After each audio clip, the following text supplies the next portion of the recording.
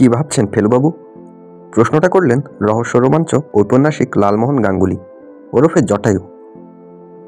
আমরা তিনজনে রবিবার সকালে আমাদের বালিগঞ্জের বৈঠকখানায় বসে আছি। লালমোহনবাবু যথারীতি তার গড়পাড়ের বাড়ি থেকে চলে এসেছেন গল্পগুজবের জন্য। কিছুক্ষণ হলো এক পশলা বৃষ্টি হয়ে গেছে, কিন্তু এখন গনগনে রোদ। রবিবার লোডশেডিং নেই বলে আমাদের পাখাটা খুব দাপটের সঙ্গে ঘুরছে।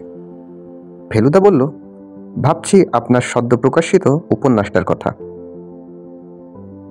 পয়লা বৈশাখ জটায়ুর অতলান্তিক আতঙ্ক বেরিয়েছে, আর আজ 5ই বৈশাখের মধ্যে নাকি 4,500 কপি বিক্রি হয়ে গেছে। লালমোহনবাবু বললেন, ও বইতে যে আপনার মতো লোকের ভাবখানার খোরাক ছিল তা তো জানতুমই না মশাই। ঠিক সেরকম ভাবনা নয়, তবে ভাবছিলাম আপনার গল্প যতই গাঁজাখুরি হোক না কেন, স্রেফ মশলা আর পরিপাকের জোরে শুধু যে উতরে যায় না তা নয়, রীতিমতো উপাদেয় হয়।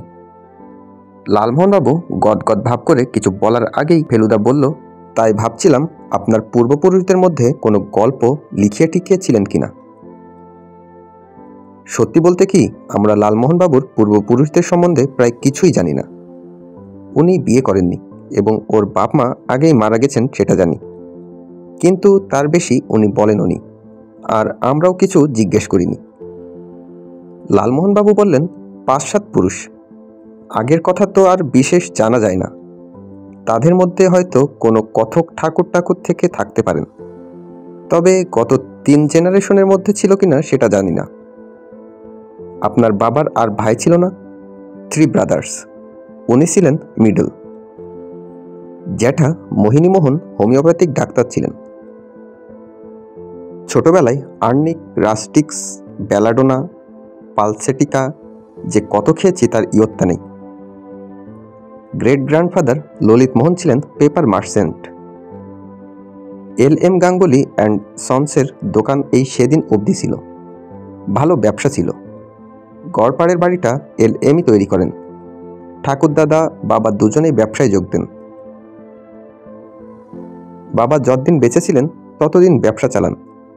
52-তে চলে গেলেন। তারপর যা হয় আর কি। LM গাঙ্গুলি অ্যান্ড সন্স এর নামটা ব্যবহার হয়েছিল কিছুদিন, কিন্তু মালিক বদল হয়ে গিয়েছিল। আপনার ছোট কাকা, তিনি ব্যবসায় যোগ দেননি? নো স্যার, ছোট কাকা দুর্গমোহনকে দেখি আমার জন্মের অনেক পরে। আমার জন্ম 36-এ। দুর্গামোহন 29-এ সন্ত্রাসীবাদের দলে যোগ দিয়ে খুলনা অ্যাসিস্ট্যান্ট কমিশনার টার্নবুল সাহেবকে গুলি করে মেরে তার থুতনি উড়িয়ে দেন। তারপর হাওয়া, বেপাত্তা। পুলিশ ধরতে পারেনি ছোট কাকাকে। আমার ধারণা আমার অ্যাডভেঞ্চার প্রীতিটা ছোট কাকার কাছ থেকেই পাওয়া। উনি আর আসেননি? এসেছিলেন একবার, স্বাধীনতার পর 39-এ। তখন আমি 3rd ক্লাসে পড়ি। সেই প্রথম আর সেই শেষ দেখা ছোট কাকার সঙ্গে। তবে যাকে দেখলাম তিনি সেই অগ্নিযুগের ছোট কাকা দুর্গামোহন গাঙ্গুলি নন। Complete change. কোথায় সন্ত্রাস, কোথায় পিস্তল। একেবারে নিরীহ সাত্ত্বিক পুরুষ। মাসখানেক ছিলেন, তারপর আবার চলে যান। কোথায়? যদ্দূর মনে পড়ে কোনো জঙ্গলে কাঠের ব্যবসা করতে যান। বিয়ে করেননি?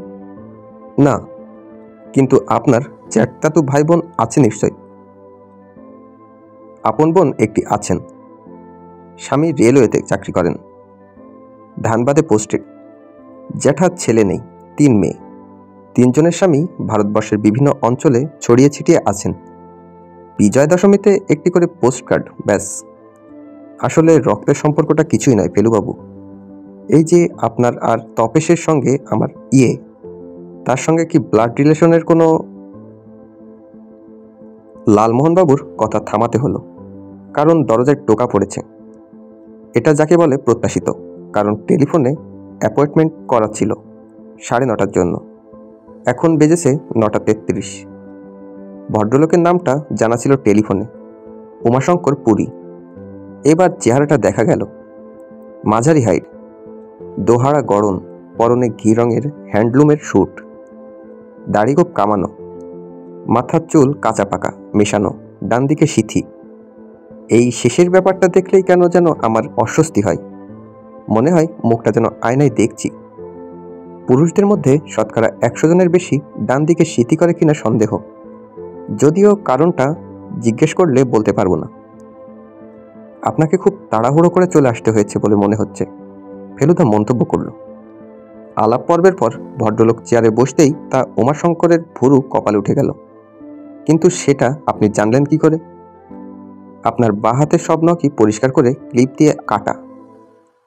তার একটি নখ এখনো কোটের পকেটের ধারে লেগে আছে, অথচ ডান হাতের দুটো নখের পরে আর বাকিগুলো। আর বলবেন না, বললেন মিস্টার পুরী। ঠিক সেই সময় একটা ট্রাঙ্ক কল এসে গেল। কথা শেষ হতেই দেখি আপনার সঙ্গে অ্যাপয়েন্টমেন্টের সময় হয়ে গেছে। যাকগে, এবার বলুন আপনাকে কিভাবে সাহায্য করতে পারি। মিস্টার পুরী গম্ভীর হয়ে নিজেকে সংযত করে নিলেন। তারপর বললেন, মিস্টার মিত্তির, আমি থাকি ভারতবর্ষের আরেক প্রান্তে। আপনার নাম আমি শুনেছি ভগবানগড়ের রাজার কাছ থেকে, শুধু নাম নয়, প্রশংসা। তাই আমি আপনার কাছে এসেছি। আমি তাতে গর্ববোধ করছি। এখন কথা হচ্ছে কি? মিস্টার পুরী থামলেন। তার মধ্যে একটা ইতস্তত ভাব লক্ষ্য করছিলাম। তিনি আবার বললেন, ব্যাপারটা হচ্ছে কি, একটা দুর্ঘটনা ঘটতে পারে। সেটা যাতে না ঘটে তাই আমি আপনার সাহায্য চাইছি। সেটা পাওয়া যাবে কি? ফেলুদা বলল, আপনি কি দুর্ঘটনা বা ঘটনার কথা বলছেন? সেটা না জানা পর্যন্ত আমি মতামত দিতে পারছি না। শ্রীনাথ এই সময় চানাচুর বিস্কুট এনে রাখাতে কথা একটু বিরতি পড়ল। তারপর মিস্টার পুরী একটা বিস্কুট তুলে নিয়ে বললেন, আপনি রূপনারায়ণগড় স্টেটের নাম শুনেছেন? নামটা চেনা চেনা লাগছে, বলল ফেলুদা। উত্তরপ্রদেশে কি? ঠিকই বলেছেন, বললেন মিস্টার পুরী। আলিগড় থেকে 90 কিলোমিটার পশ্চিমে। আমি যখনকার কথা বলতে যাচ্ছি সেটা আজ থেকে 30 বছর আগে। তখন রাজা ছিলেন চুন্দবুন্দেব সিং। আমি ছিলাম স্টেটের ম্যানেজার। ভারত স্বাধীন হয়ে গেলেও তখনও এসব নেটিভ স্টেটের উপর তত চাপ পড়েনি। রাজার রাজাই ছিলেন। চুন্দেবুন্দের বয়সও 54 বছর, কিন্তু তখনও সিংহের মতো চেহারা। শিকার করেন, টেনিস খেলেন, পোলো খেলেন। পৌরত্বের কোনো লক্ষণ নেই। একটি ব্যারাম তাকে মাঝে মাঝে বিব্রত করত, কিন্তু সেটা যে হঠাৎ এমন আকার ধারণ করবে সেটা কেউ স্বপ্নেও ভাবেনি। হাঁপানি, সে যে কি হাঁপানি সে আমি আপনাকে বলে বোঝাতে পারবো না। একটা জলজান্ত জোয়ান মানুষকে 6 মাসের মধ্যে কঙ্কালে পরিণত হতে এই প্রথম দেখলাম। কোনো ওষুধও কাজে দিল না। হয়তো 2 দিন দেয়, আবার যা তাই। সে সময় খবর এলো হরিদ্বারে নাকি এক ভদ্রলোক থাকেন, নাম ভবানী উপাধ্যায়। তিনি নাকি হাঁপানির অব্যর্থ ওষুধ জানেন। বহু রোগী তার ঔষধে সম্পূর্ণ আরোগ্য লাভ করেছে। আমি নিজেই চলে গেলাম হরিদ্বার।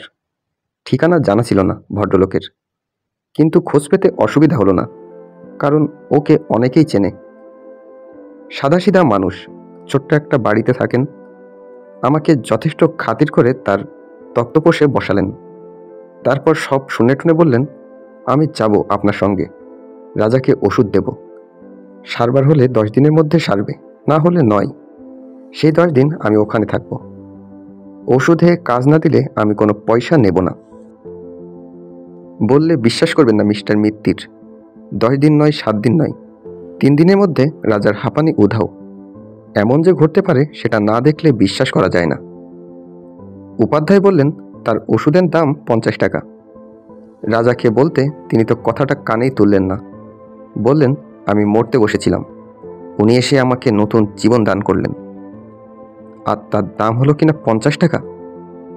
এখানে বলে রাখি যে রাজা চন্দেবন্দেও মানুষটা একটু খামখেয়ালি ছিলেন। তাছাড়া তার শোক, তার আনন্দ, তার ক্রোধ, তার দয়া দক্ষিণ্য সবই সাধারণ মানুষের চেয়ে মাত্রায় অনেকটা বেশিই ছিল। 50 টাকার বদলে উনি উপাধ্যায়কে যেটা দিলেন সেটা একটা মণিমুক্তা খচিত সোনার বালগোপাল। জিনিসটা আসলে একটা পেন্ডন্ট বা লকেট লসায়ও ইঞ্চি 3। তখনকার দিনে সেটার দাম 5-7 লাখ টাকা। একটু ফাঁক পেয়ে ফেলুদা প্রশ্ন করল, উপাধ্যায় নিলেন সেই লকেট? সেই কথাই তো বলছি, বললেন উমাশঙ্কর পুরী। উপাধ্যায় বললেন, আমি সাদাসিধা মানুষ, আমাকে এমন বিপাকে ফেলছেন কেন? এত দামি একটা জিনিস আমার কাছে থাকবে, সেটা লোকে আমার বলে বিশ্বাস করবে? সবাই ভাববে আমি চুরি করেছি। রাজা বললেন, কারুর তো জানার দরকার নেই। আমরা তো আর খবরটা ঢাকঢোল পিটিয়ে জাহির করতে যাচ্ছি না। আর নেহাতি যদি কেউ জেনে ফেলে, তার জন্য আমি আমার নিজের ছিলমোহর দিয়ে লিখে দিচ্ছি যে এটা আমি তোমাকে পারিশ্রমিক হিসেবে দিলাম। এরপরে তো আর কারোর কিছু বলার নেই। উপাধ্যায় বলল, তাই যদি হয় তাহলে আমি মাথা পেতে নেব আপনার এই পারিশ্রমিক। ফেলুদা বলল, আপনি, রাজা এবং উপাধ্যায়, এই তিনজন ছাড়া আর কেউ কি ঘটনাটা জানতো? আমি সত্যি কথা বলবো, বললেন উমাশঙ্কর পুরী। রাজা নিজে যদি খেয়াল বশে কাউকে বলে থাকেন, তো সে আমি জানি না। ব্যাপারটা জানতো রাজা, রানী এবং দুই রাজকুমার সূর্য ও পবন। বড় কুমার সূর্য অতি চমৎকার ছেলে। রাজপরিবারে এমন দেখা যায় না। তার বয়স তখন 22-23। ছোট কুমারের বয়স 15। এছাড়া জানতাম আমি, আমার স্ত্রী আর আমার ছেলে দেবীশঙ্কর। তার বয়স তখন 5 কি 6 বছর। ব্যাস, আর কেউ না। আর এটাও আপনি খেয়াল করে দেখুন মিস্টার মিত্তির, এই খবর কিন্তু গত 30 বছরে কোনো কাগজে বেরোয়নি। আপনি তো সাংবাদিকদের জানেন, তারা এর গন্ধ পেলে কি ছেড়ে দিত। সে কথা ঠিক, বলল ফেলুদা। ব্যাপারটার গোপনীয়তা রক্ষিত হয়েছে, তাতে কোনো সন্দেহ নেই। যাই হোক, এবার আমি এগিয়ে আসছি বর্তমানের দিকে। রাজা চুন্দেবুন্দেও সিং বেঁচে ছিলেন আর বছর 12। তারপর সূর্যতে রাজা হলেন। রাজা মানে তখন তো আর রাজা কথাটা ব্যবহার করা চলে না বলতে পারেন। উনি হলেন কর্তা। আপনি তখনও ম্যানেজার? আগে হ্যাঁ, এবং আমি প্রাণপণে চেষ্টা করেছি যাতে ব্যবসা ইত্যাদির সাহায্যে রূপনারায়ণগড়ের ভবিষ্যৎকে আরও মজবুত করা যায়। কিন্তু মুশকিল হয়েছে কি, সূর্যদেবেরও এসবের দিকে কোনো উৎসাহ নেই। তার নেশা হচ্ছে বই। সে দিনের মধ্যে 16 ঘন্টা তার লাইব্রেরিতেই পড়ে থাকে। সেখানে আমার একার চেষ্টায় আমি কি করতে পারি। ফলে আর্থিক দিক দিয়ে স্টেটের অবস্থা ক্রমেই খারাপ হয়ে আসতে থাকে। আপনার নিজের ছেলেও তো ততদিনে বড় হয়েছে। হ্যাঁ, দেবীকে অবশ্য আমি আগেই আলিগড়ের স্কুলে পাঠিয়ে দিই। সে আর রূপনারায়ণগড়ে ফেরেনি। দিল্লি গিয়ে নিজেই ব্যবসা শুরু করেছে। আপনার কি ওই একই ছেলে? আগে হ্যাঁ। যাই হোক, আমার নিজের অনেকবার মনে হয়েছে যে ম্যানেজারি ছেড়ে দিয়ে আমার নিজের দেশ মুর্শিদাবাদে গিয়ে কিছু একটা করি, কিন্তু মায়া কাটাতে পারছিলাম না। মিস্টার পুরী এবার পকেট থেকে একটা চুরুট বার করে ধরিয়ে নিয়ে বললেন, এবার আমি আসল ঘটনায় আসছি। আপনার ধৈর্যচ্যুতি হয়ে থাকলে আমায় মাফ করবেন। 7 দিন আগে, অর্থাৎ 29শে এপ্রিল শনিবার, রূপনারায়ণগড়ের সেন্টিকুমার পবন দে সিং হঠাৎ আমার কাছে এসে হাজির হন। তার প্রথম কথাই হলো, আমার বাবার হাঁপানি যিনি সারিয়েছিলেন তার নাম ও তার হরিদ্বারের ঠিকানাটা আমার চাই। স্বভাবতই আমি প্রথমে জিজ্ঞেস করলাম কারোর কোনো অসুখ করেছে কিনা। পবন বলল, না তা নয়, সে একটা টেলিভিশনে ছবি করছে, তার জন্য তার এই ভদ্রলোককে দরকার। পবন যে ক্যামেরা নিয়ে ঘাটাঘাটি করে সেটা আমি জানতাম, কিন্তু সে যে টেলিভিশন নিয়ে মেতে উঠেছে সে খবর জানতাম না। আমি বললাম, তুমি কি তোমার ছবিতে সে ভদ্রলোককে দেখাতে চাও? সে বলে, অবশ্যই। শুধু তাই নয়, বাবা তাকে যে লকেটটা দিয়েছিলেন সেটাও দেখাবো। একটা অসুখ সারিয়ে এরকম বকশিস আর কেউ কোথাও পেয়েছে কিনা বলে আমার মনে হয় না। তখন আমার পবনকে বলতেই হলো যে উপাধ্যায় তার এই পারিশ্রমিকের ব্যাপারটা একেবারে প্রচার করতে চাননি। পবন বলল, 30 বছর আগে একটা লোক যে কথা বলেছে আজও সে তাই বলবে এমন কোনো কথা নেই। সমস্ত পৃথিবীর কাছে নানান রকম তথ্য পরিবেশন করা টেলিভিশনের একটা প্রধান কাজ। আপনি আমাকে নাম ঠিকানা দিন, ওকে রাজি করাবার ভার আমার। কি আর করি, বাধ্য হয়ে উপাধ্যায়ের নাম ঠিকানা দিয়ে দিলাম। সে ধন্যবাদ দিয়ে চলে গেল। উপাধ্যায়ের বয়স এখন আন্দাজ কত হবে? ফেলুদা জিজ্ঞেস করল। তা 70-72 তো হবেই। রূপনারায়ণগড়ে যখন এসেছিল তখন তার যৌবন পেরিয়ে গেছে। ফেলুদা উমাশঙ্করের দিকে কিছুক্ষণ তীক্ষ্ণ দৃষ্টিতে চেয়ে থেকে বলল, আপনি কি শুধু এই ব্যাপারটার গোপনীয়তা রক্ষা হবে না বলেই চিন্তিত আছেন? মিস্টার পুরী মাথা নাড়লেন। না মিস্টার মিত্তির, আপনি ঠিকই আন্দাজ করেছেন। শুধু যদি তাই হতো তাহলে আমি আপনার কাছে আসতাম না। আমার ভয় হচ্ছে ওই লকেটটাকে নিয়ে। পবনের নতুন শখ হয়েছে টেলিভিশনে ছবি তোলার। আপনি নিশ্চয়ই জানেন যে কাজটা খরচ সাপেক্ষ। পবনের নিজের কোনো অর্থ সংগ্রহের রাস্তা আছে কি না, কিন্তু এটা জানি যে ওই একটি লকেট ওর সমস্ত অর্থাবস্থা দূর করে দিতে পারে। কিন্তু ওই লকেটটি হাত করতে হলে তো তাকে অসৎ উপায় অবলম্বন করতে হতে পারে। তা তো বটেই। পবনদের ছেলে কেমন? সে বাপের কিছু দোষগুণ দুটোই পেয়েছে। পবনের মধ্যেও একটা বেপরোয়া দিক আছে। ভালো খেলোয়াড়, ছবি ভালো তোলে, আবার জোয়ান নেশাও আছে। অথচ তার দরাজ মনের পরিচয় পেয়েছি। ওকে চেনা ভারী শক্ত, যেমন ছিল ওর বাপকে। তাহলে আপনি আমার কাছে কি চাইছেন?